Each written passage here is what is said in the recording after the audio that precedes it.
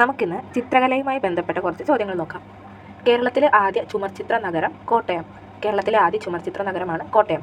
രാജാക്കന്മാർക്കിടയിലെ ചിത്രകാരൻ, ചിത്രകാരന്മാർക്കിടയിലെ രാജാവ് എന്നിങ്ങനെ വിശേഷിപ്പിക്കപ്പെടുന്ന ചിത്രകാരൻ രാജാ രവിവർമ്മ. രാജാക്കന്മാർക്കിടയിലെ ചിത്രകാരൻ, ചിത്രകാരന്മാർക്കിടയിലെ രാജാവ് എന്നിങ്ങനെ വിശേഷിപ്പിക്കപ്പെടുന്ന ചിത്രകാരൻ രാജാ രവിവർമ്മ. രാജാ രവിവർമ്മയുടെ ജന്മസ്ഥലം കിളിമാനൂർ.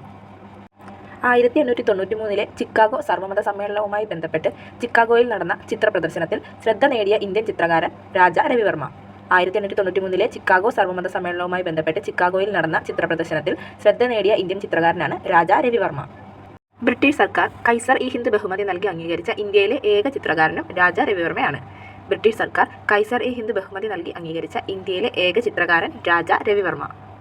1900 ബ്രിട്ടീഷ് സർക്കാർ ഏർപ്പെടുത്തിയ ഇന്ത്യയിലെ പൊതുസേവനത്തിന് നൽകിയിരുന്ന ഉയർന്ന സിവിലിയൻ ബഹുമതിയാണ് കൈസർ-ഇ-ഹിന്ദ് മെഡൽ. അപ്പോൾ എന്താണ് കൈസർ-ഇ-ഹിന്ദ് മെഡൽ?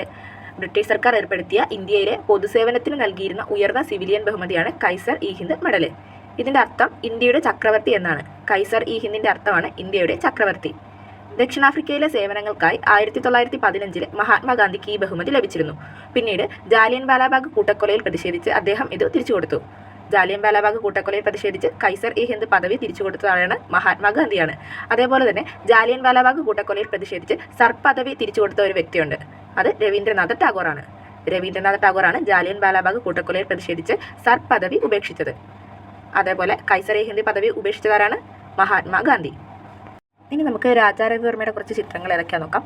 മുല്ലപ്പൂ ചൂടിയ നായർ വനിത, പാൽക്കുടമേന്തിയ ഉത്തരേന്ത്യൻ വനിത, മലബാർ മനോഹരി, ശാന്തനുവും സത്യവതിയും, അർജുനനും സുഭദ്രയും, ഹംസവും ദമയന്തിയും, അതാ അച്ഛൻ വരുന്നു, ജടായു വധം, തമിഴ് സ്ത്രീയുടെ ഗാനാലാപനം, ദർഭമുന കൊണ്ട ശകുന്തള. ഇതൊക്കെയാണ് രാജാ രവിവർമ്മയുടെ ചിത്രങ്ങൾ.